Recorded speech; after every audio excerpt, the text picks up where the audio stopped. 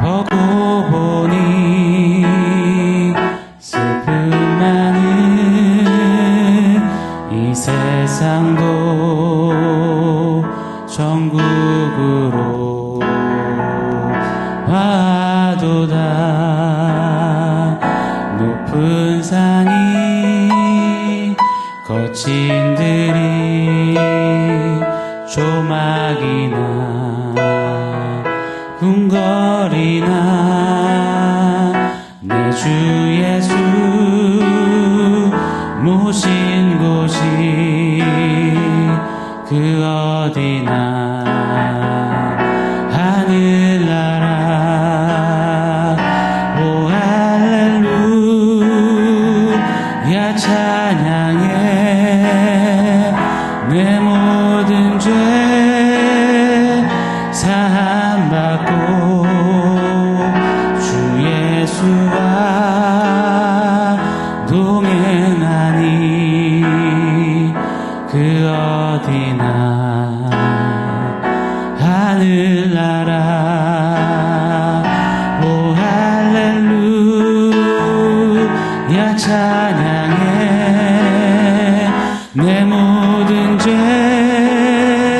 사함받고 주 예수와 동행하니 그 어디나 하늘나라. 그 어디나 하늘나라.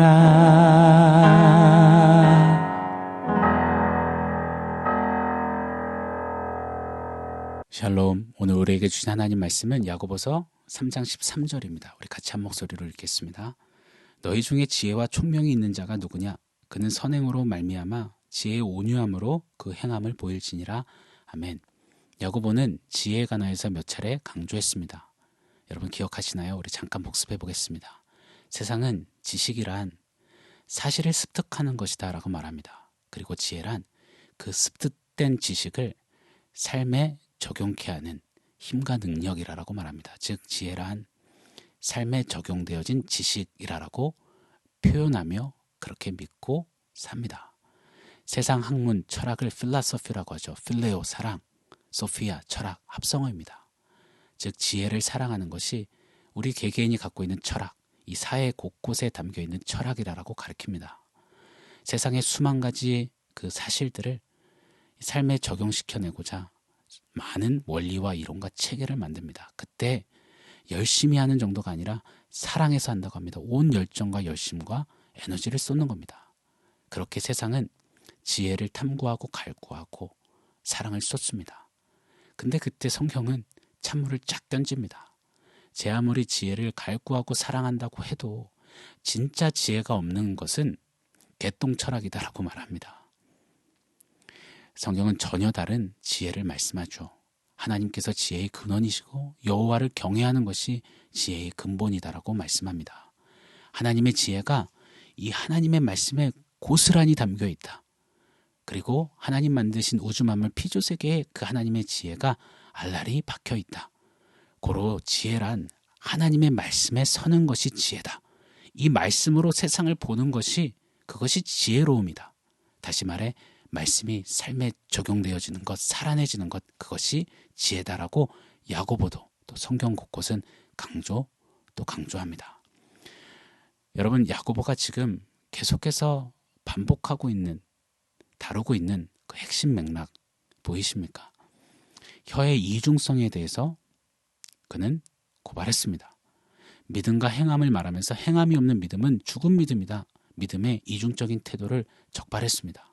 부자와 가난한 자가 있는데 그들의 소유의 정도를 보고 차별하는 그 이중적인 태도를 아주 호되게 책망했습니다. 오늘도 지혜란 하나님의 말씀을 삶으로 살아내는 것인데, 삶에 담아내는 것인데, 선행과 행함이 없는 지혜, 그 지혜는 짭퉁이다, 가짜다. 지혜의 이중성을 또 경고하고 있는 것입니다. 오늘 본문 제가 한번 읽어드리겠습니다. 너희 중에 지혜와 총명이 있는 자가 누구냐? 그는 선행으로 말미암아 지혜의 온유함으로 그 행함을 보일지니라. 지혜와 총명은 선생들에게 쓰는 아주 대표적인 단어들이었습니다. 여러분, 야고보도 3장 1절에 선생을 언급했습니다. 선생 되지 말라고 말입니다. 왜냐, 선생은 복음을 선포하고 말씀으로 양육하고 도전을 하는 자들이기에 혀를 가장 많이 사용하기에 혀의 위험성에 가장 많이 노출되어 있고 그 책임이 무겁기 때문에 선생 되지 말라라고 제안했습니다. 그런데 오늘은요, 복음을 말하고 말씀으로 양육하고 도전하고 있는 이 선생들, 너희 선생들아, 너희 진짜냐? 너희 중에 지혜와 총명 있는 자가 있느냐? 그렇다면 한번 증명해봐라. 아주 도발적이고 저돌적인 도전을 하고 있는 것입니다. 사랑하는 여러분, 우리 한번 솔직하게 우리의 내면을 좀 들여다봤으면 좋겠습니다. 우리는 유명세를 안고 있고 인기가 있고 영향력이 있는 그런 선생들에게 귀를 쫑깃할 때가 그 사람들의 말을 경청하고 어떻게든 한번 배워보고자 하는 경향이 많습니다. 공감하십니까? 그 선생들에게 눈도장을 한번 찍어보려고 노력해왔고 또 그렇게 노력하고 있고 또 앞으로도 노력할지 모릅니다. 공감하십니까? 제가 한국에 처음 귀국했을 때 제가 소속된 교단의 노회가 있었습니다. 목사님들의 정기 모임이죠. 회의죠. 그때 선배님 한 분이 제게 팁을 줬습니다. 너 한국에 이제 막 왔으니 줄 잘 서야 된다. 고로 이 노회 중간에 점심시간이 있을 때 큰 교회 담임하시는 목사님이 앉으신 테이블에 어떻게든 착석해서 그분에게 경청하여서 듣고 눈도장을 찍어라. 그래야 된다. 그래야 풀린다. 라고 말씀해 주셨습니다. 우리는 힘이 있고 교세가 있고 명성이 있고 영향력이 있고 그래서 입심이 있고 말빨이 선 그런 리더들, 교사들에게 귀 기울입니다. 그들에게서 지혜를 얻으려고 하고 그래서 그 선생처럼 리더처럼 되고자 하는 그런 소망을 품습니다. 왜요? 진짜 지혜가 필요해서일까요? 아니면 지혜로워 보이는 그 리더, 그 선생이 가지고 있는 그 힘, 명성, 그 덩치를 동경해서일까요? 전자일 수도 있지만 많은 경우 후자일 때가 많습니다. 큰 교회에서 큰 덩치의 사역의 총괄자로 있었을 때 후배 전도사님들, 사역자들이 참 연락을 많이 줬습니다. 그리고 저에게 배우고 싶대요. 그래서 제가 속으로 도대체 나한테 뭘 배우려고 하나 했습니다. 그런데 큰 교회, 큰 덩치 그 사역을 사표 쓰고 내려놓으니까요. 그분들 다 어디 간 겁니까? 그때 앞에서 넷넷네 하며 심지어 눈시울까지 붉히던 그 모습, 그거 도대체 뭡니까? 뻥이었습니까? 제 힘이, 제가 가진 어떤 덩치가 필요해서 하신 겁니까? 우리가 지혜로운 총명 있는 선생, 리더, 지도자라고 말할 때 우리가 내리는 그 지혜와 총명의 이 정의, 척도는 무엇입니까? 가시적인 크기, 덩치, 힘의 논리, 명성 이런 것을 지혜로움의 정도로 보고 계시진 않습니까? 우리 또한 나 자신의 지혜로움을 나타내기 위해서 무엇에 힘씁니까? 지혜를 가지고 했더니 이렇게 이루었고 성취했고 이렇게 누렸습니다. 어떤 것을 보여주고 지혜의 박수갈채를 받고자 하는 그런 의도, 태도가 우리 안에 있지는 않습니까? 오늘 야고보는요. 지혜와 총명이 있다면 증명해봐라. 그렇게 강력하게 도전하면서 그에 대한 답을 스스로 우리에게 소개하고 있습니다. 어떻게 지혜와 총명을 증명할 수 있는가? 바로 선행과 행함으로 그리할 수 있다라고 말합니다. 믿음에도 행함이 반드시 나타나야 하듯이 지혜도 반드시 행함, 선행, 이 삶의 열매가 있어야 된다. 그것으로만 증명할 수 있다라고 말입니다. 선생이, 리더가, 지도자가 제 아무리 힘이 있고 덩치가 있고 말빨이 있고 그를 따르는 추종자들이 주변에 사람이 많다고 할지라도 그 리더, 그 교사에게 선행과 행함이 없다면 그 지혜는 가짜다. 지혜롭다 여김을 받고 총명하다며 박수갈채를 받아도 그 지혜는 짭퉁이다라고 고발하고 있는 것입니다. 오늘 13절에요. 이렇게 말합니다.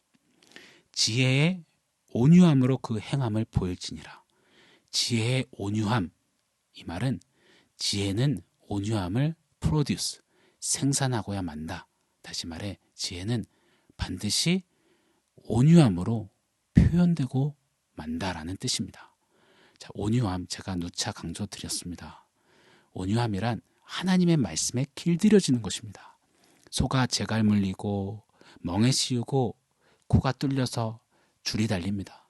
그래서 주인의 작은 손에 끌려갑니다. 압도되고 제압당해서 그냥 끌려갑니다. 이 모습이 온유입니다. 지혜는 이렇게 하나님 말씀에 길들여져서 하나님의 말씀이 선포하시고 명하시는 그대로 행하며 끌려가듯 실천하는 것. 그것이 바로 지혜다. 고로 지혜는 온유에 담아 행함으로 드러나는 것이다 라고 야고보는 도전하고 있습니다. 그래서요, 같은 맥락으로 바울 사도도 그의 서신서에서 지도자, 리더, 선생, 감독이라면 이래야 한다라고 도전하고 있습니다. 디도서 1장 7절 9절 말씀입니다. 제가 한번 읽어드리겠습니다.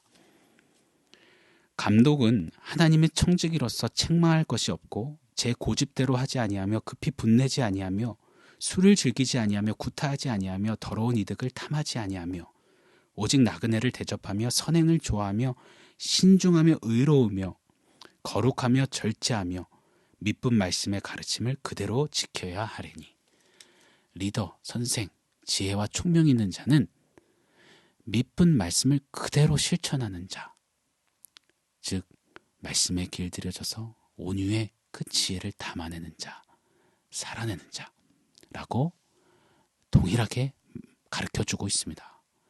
사랑하는 여러분, 고로 가시적으로 물리적으로 보여지는 어떤 것을 지혜라고 해석하고 정의하고 그렇게 판단하지 않는 우리이길 원합니다.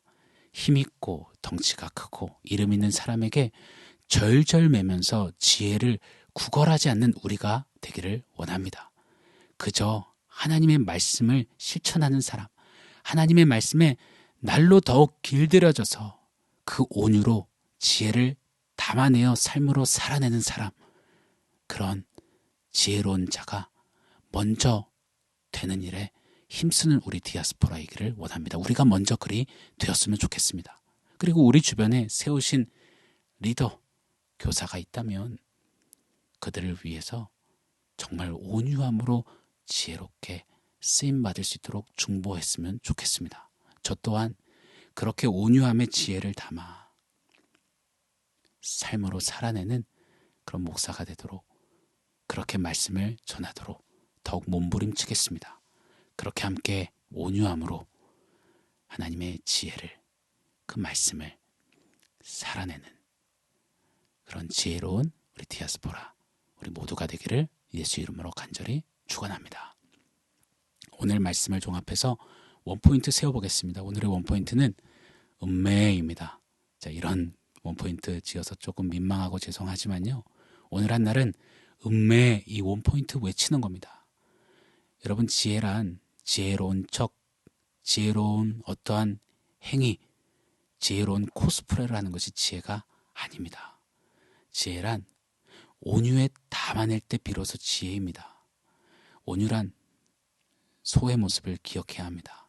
소처럼 길들여지는 겁니다. 주인에게요. 소가 음매하면서 주인의 손에 끌려가듯이 우리도 오늘 한 날 음매, 온유 이렇게 외치면서 하나님의 말씀에 더욱 길들여지고 내 개똥 철학, 내 어떤 지식이 아니라 하나님의 말씀이 나의 온유한 여정길에 담기어져서 지혜롭게 뿜어져 날 수 있도록 그렇게 걸어가는 우리의 믿음 여정길이기를 원합니다. 사랑하는 디아스포라 여러분, 오늘 한 날 꼭 기억하시고 우리 음매했으면 좋겠습니다. 하나님, 음매, 온유하게 말씀을 살아내는 지혜로운 자 되겠습니다. 그런 우리 성도님의 한 날, 우리의 한 날 나날이 되기를 예수 이름으로 축원합니다. 아멘. 사랑하는 성도 여러분, 오늘 말씀과 원포인트 기억하면서 우리 함께 기도하겠습니다. 하나님, 말씀을 삶에 실천해내는 행함이 있는 하나님, 그런 지혜로운 인생 되게 하여 주십시오. 지혜롭게 믿음 여정길을 걷게 하여 주십시오. 그렇게 간구하며 기도하겠습니다.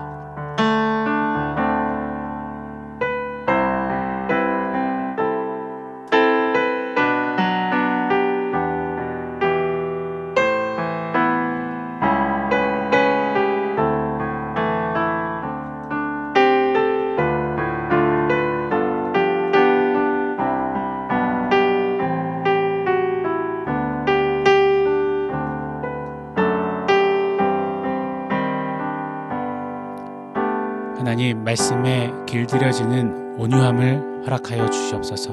소가 주인의 손에 이끌려 가듯이 하나님, 오늘 한 날도 계속되는 나날 지혜의 어떠한 모습을 자랑하지 않고 그저 묵묵히 음매하며 온유함의 지혜를 담아 말씀을 살아내는 그런 우리 모두의 삶 되게 하여 주시옵소서. 오늘 한 날도 더욱 온유하게 서서 지혜롭게 하나님의 말씀대로 살아내보기를 원합니다. 성령 하나님 도와주시옵소서. 예수님의 이름으로 기도합니다. 아멘.